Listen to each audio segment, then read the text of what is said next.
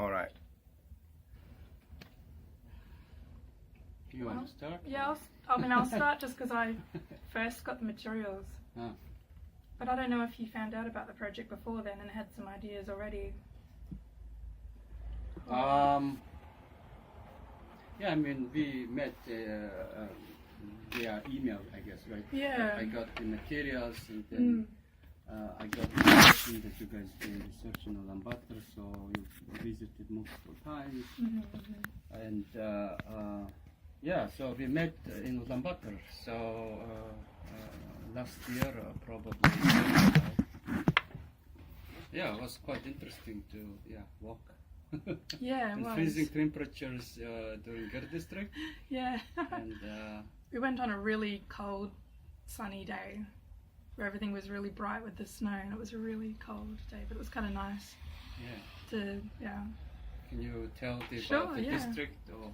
Well, I mean, so my research in Ulaanbaatar has gone into different kind of geographical areas and with friends and things like that, but my main site of working was Zunaj, which is kind of an area, as you all know, where there's sort of cities and the built area of apartments and connections to core infrastructure, and Gare districts kind of overlap, and it's sort of hard to tell which is where one ends and the other starts or not, and all that kind of stuff. And so I think when I was kind of gathering materials for you, I wanted it to be, to be honest, this was kind of like the first time. Well, I always try and think creatively in doing this kind of work, but this was the first time that I was like, what would an artist want out of this? I'm not sure. So I kind of picked different key materials that were indicating something of the material environment, but at the same time left it really open. Yeah. So maps, images, a descriptive piece, and I kind of didn't want to guide you in any way into anything particular or give it something too specific. Exactly. I knew that. I think maybe I kind of had the sense, but I was always like, Tuglordar's going to do whatever he wants with this, and I almost wanted you to tell me more than the other way around. I like your materials, and then of course from my perspective, I've been in New York as we start to chat. So I've been thinking, it's interesting, in terms of your research areas, not just yours. I mean, some people go to Ayutthaya, some people, go to very east, or you also to very west Mongolia. So it's like gathering different information and then like being there for a particular time. Yeah. And then we met, and then we walked around that Gir district, and then I was quite wondering. So I liked the idea of this entire material, but then I also was been mostly thinking, so these are the ideas how we understand certain areas. And then I always wondering what will happen in I don't know necessarily, but in 10, 20 years or 50 years from now. So it is interesting that you mostly been talking about this court cases in terms of property, and then but also I try to implement that how Ulaanbaatar established. I mean how it becomes all very crowded, how it becomes very air polluted. So the idea of the possessing certain land, starting from 2005, it was the massive, mostly kind of migration to the city. It's not necessarily the life is better in the city. It is just mostly idea of acquire a piece of land in Ulaanbaatar that can be very valuable in 10, 20, 50 years. Yeah. So this kind of movement is not necessarily what we talk about, the herders becoming a city people. It is kind of becoming, but it is also the interest there how to become possess certain land and then possess certain capital in the future. So it mostly relate to that, and then of course the area where we visited is mostly very famous of the supply. And then so it is the supply area where people actually purchase materials, and then they start to build quite Western ideology or ideas or architecture, so they keep kind of duplicating. So the idea of this place is very interesting itself, that people, it's not where even there is gears, but people don't go there to buy materials to build gear. They mostly build Western inside, indoor or outdoor different things. And then, of course, in terms of this overpopulated area, the air pollution and soil pollution become very heavily discussed issue. So mostly I've been, of course, thinking about those effects. So, you know, as a anthropologist, which areas usually people go and visit and what they're interested is interesting for me. Of course, Oyu-Tolgoi, Town-Tolgoi, these big mining places, West Mongolia, East Mongolia, or certain ethnographical important places, but also the city itself, how it's turning into something else. So usually, of course, we have visitors, we have this type of analysis, and they write, they think, which is great. But what I can think about as an artist, it is mostly I cannot really make work about this district, but I'm making work about this district in terms of I start to think similar mentality or ideas, or not mentality, ideas, I would say. So in that case, I found the poem what I've been working quite similar what is actually happening in Ulaanbaatar and in West. And then it kind of related to your research as well. Yeah, definitely. Yeah. Yeah, I felt like I had kind of put so much energy into refocusing my research into the city. And I always was, because my previous research was in West Mongolia, where I was looking at musical forms and performance and how this links up to, you know, types of religious concepts and causality and expectations of the future. And I mean, definitely in my current work in the urban spaces, a lot of that was spending time with people as they met together and debated different things, and so there was kind of this performative element to it, and definitely this evocation of what a urban space or Mongolian future should be about. But I hadn't made this kind of overarching link yet between the two areas, and so I was really impressed that Tuglordur came in and was inspired by his links to West Mongolia as well, and to Urianghai people in particular. And also, and how then he was linking up these kinds of frameworks of lightness and darkness into the city in the gear areas, in terms of actually literally how people can light their gears at night time and also heat them with electricity. So that was really fantastic. Also because I think people still talk about, I don't know if this is something we've discussed, but there's like, people still talk about redevelopment in the city or improvements as bringing lightness to where there was darkness as well, and kind of lightening it up. And that has like expanding meanings that expand into different kinds of areas to do with improvement as well. I mean, that's not necessarily what you were discussing perhaps, but there's certainly, when you linked those things together in your artwork, I was reminded of all these other ways that people also talk about that too. So it's kind of keeps on inspiring on. This dialectic. Between your work and your work, and how your thoughts were developing through. It's kind of nice to see them artistically reflected in different ways. And also I've been really impressed with Tuglordur's kind of scaling on a geographic scale between different physical areas. Well, as you've worked from, you know, in terms of a planetary global perspective on the other side of the planet, but also across Mongolia too. And I think the comment you just made about how and this is something I've always felt in doing work in ideas of urban change in Ulaanbaatar, is this kind of, this is not necessarily a kind of urbanizing of Mongolian nomadism or a sedentarization of it. I mean, a lot of people are doing work in or living in gear areas. It's such a mobile area, not only within the city itself, so people moving around in different parts of it, between different parts of it, but also having these continual mobile links to the countryside areas. And so when I was doing my research in West Mongolia, Ulaanbaatar was just sort of one main hub amongst several that people moved, between. In some ways, I think the Urianghai people I was spending time with, West Mongolia and Hovd and their particular rural district was the kind of epicenter. And so these kinds of branches of between different other kinds of main hubs, often connected by these kinds of pathways or roads that were always changing as well. I mean, people would definitely take the same road, but the roads itself would kind of expand into these different tracks. And what I really liked about it was that it kind of it showed that Mongolia has multiple centres. There's always processes of decentering happening all the time. So Ulaanbaatar is one main hub with many interconnected branches. And so I think when people are coming in and getting land, as you said, they're getting land as a form of capital, a form of investment that then can have possible benefits or kind of connections between extended familial groups. And this is what Liz Fox is also working on in her work too.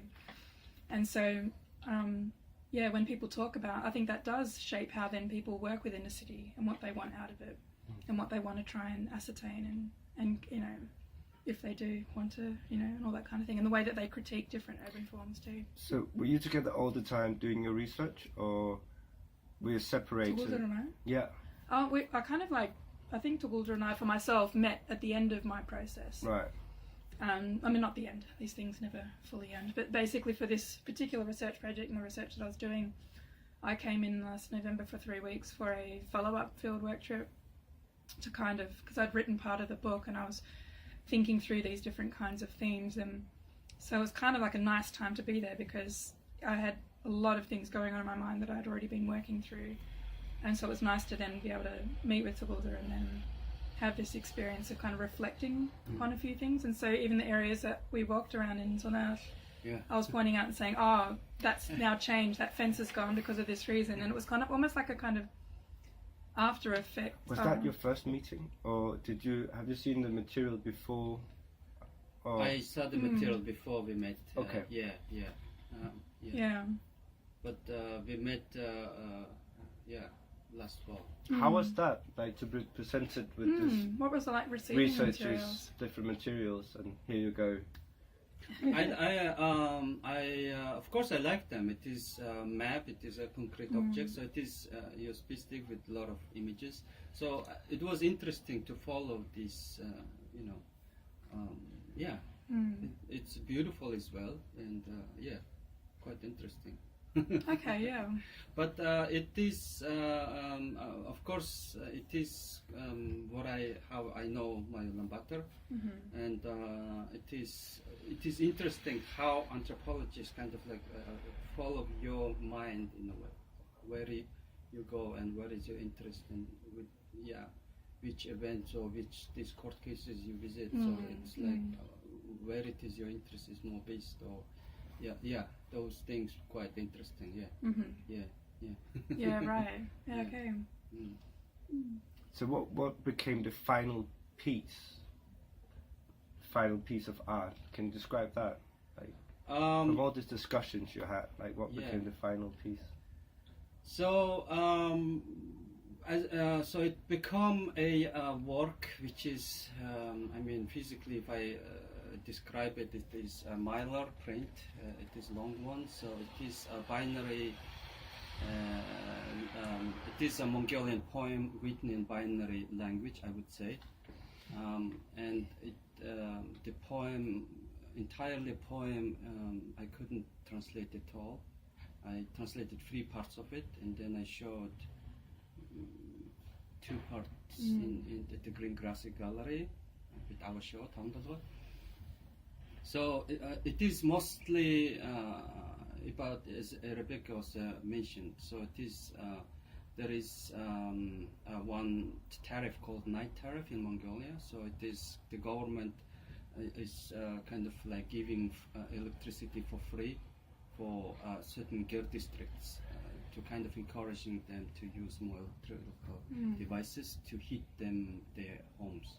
So the entire air pollution is actually, of course, of coal burning, and as you know. So there are a lot of different tries to get this smoke less, but so that idea of kind of like during a night kind of night ritual given from government to kind of certain group of people. If you see the poem, what I translating is called Hangharangwe. It's also known in West Mongolia. So it is the ritual is also done during night. So it's quite similar. So it is need to cover the yurt, and then the very experienced singer, mostly with murunghor, this also by stringed instrument. He would sing a very long song. So audience will come and then go and then visit multiple times. But the ritual is actually about to kind of call prosperity for that area of this ritual. So it is quite similar. It is the poetic ritual and this kind of governmental or this ritual what is happening in Mongolia, mostly during winter. Right now it's going to happen again. So it is same things. And then of course we are artists, so and if we also work with anthropologists, we think about how things is established or how things are visible in different places. So it is the same dark kind of ideas.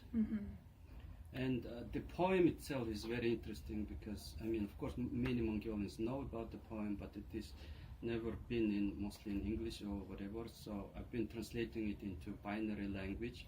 So the binary language is very interesting because I'm also doing right now the following work with Arts Catalyst.